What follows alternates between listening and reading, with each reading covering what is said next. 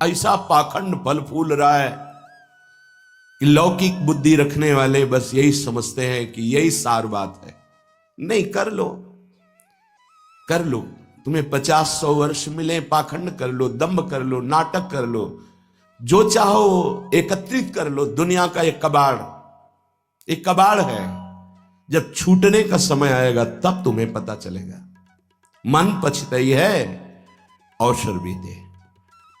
समय था तो प्रायश्चित नहीं किया अपने पाखंड का, पर मरोगे तो कुछ साथ नहीं जाएगा। वो अंतिम समय जो तुम्हारी दुर्गति होनी वही तुम्हारे दिमाग में आ जाएगा और तुम उसी को प्राप्त होगे, दंभ का, पाप का। कल चर्चा हुई थी, दो नहीं रख के यहां से जाना चाहिए, एक ऋण और दूसरा पाप, नहीं तो तुम्हारे को आना पड़ेगा, दुर्गति हो जाएगी। किसी का एक पैसे का, एक वस्तु का उधार ऋण नहीं होना चाहिए जीवन में। और कोई भी पाप अब हमको साथ लेके नहीं जाना।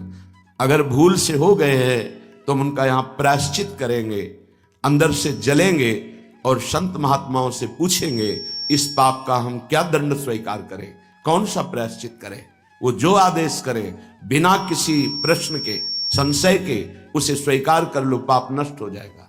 पाप और ऋण ये अपने जीवन में नहीं होना चाहिए, पर पाखंड, दंभ ये केवल पाप कराता है। भोले भाले भूले हुए जीव प्राणी वो जानते नहीं हैं कि किसे सत्य अध्यात्म कहते हैं, बस भूल में और भूल बटोरते घूम रहे हैं।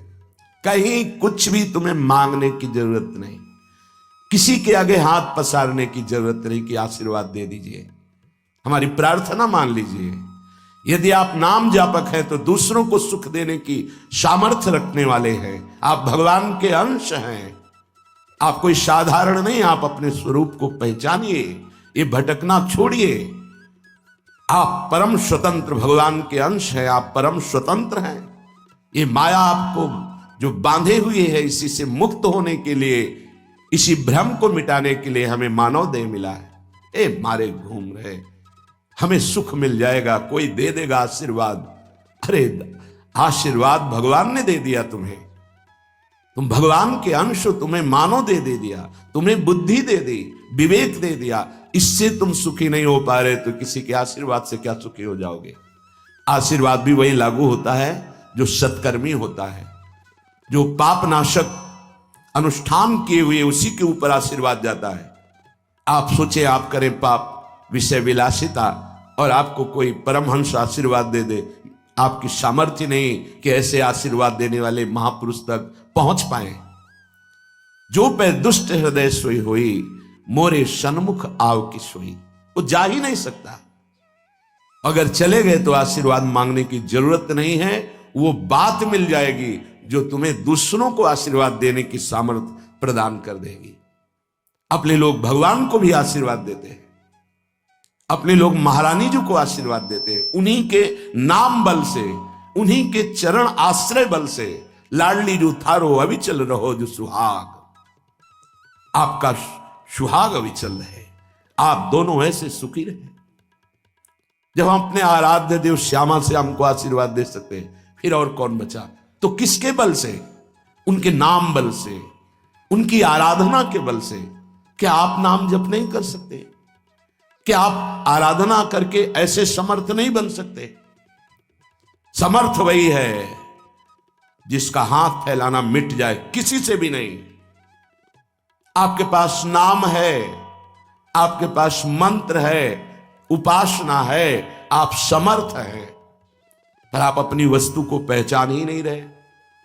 नाम जप में रुचि नहीं, सतमार्ग सत्य ये रुचि नहीं, तो कहीं भी भाग के चले जाओ, दुख ही मिलेगा, अशांति मिलेगी, चिंता मिलेगी, आशीर्वाद नहीं मिलेगा। वो देगा भी तो लगेगा नहीं, क्योंकि हृदय में हमारे अंदर पात्रता नहीं आ रही। पात्रता नाम जप से आती। मान लो प्रार्थना, कुछ समझ में आवे या ना आवे, राधा राधा राधा। श्रीपाद कह रहे हैं न राधा प्रियो नापि वृंदावनम और नैव वृंदान तत् प्रेम भाजाम।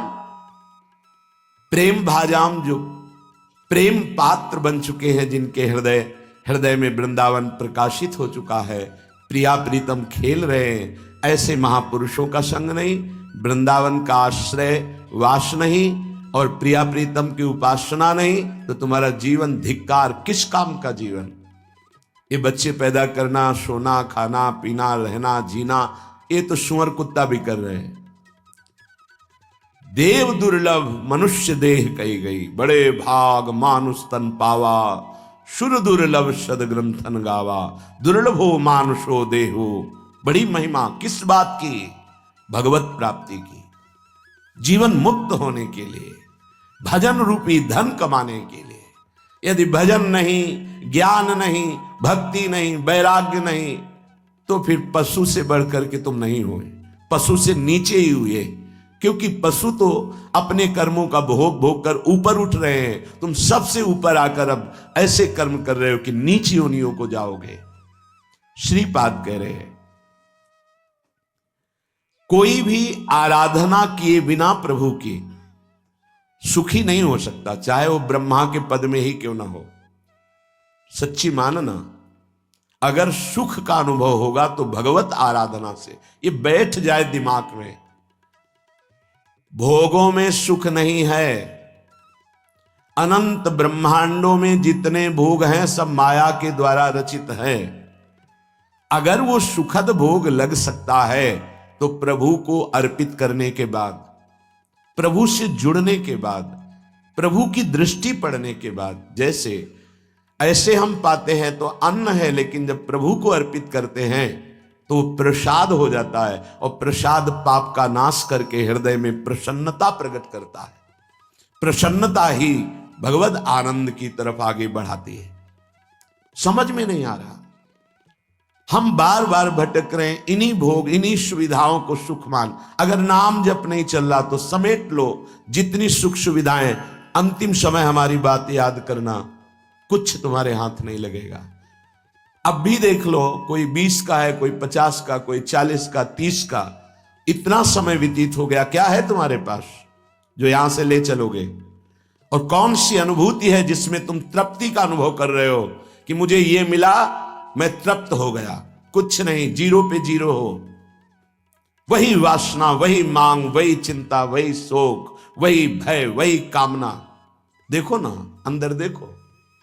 संतोष, शांति, निर्भयता, निश्चिंतता, निशोकता, परमानंद एक भी है नहीं, वो बिना भगवत आराधना के नहीं।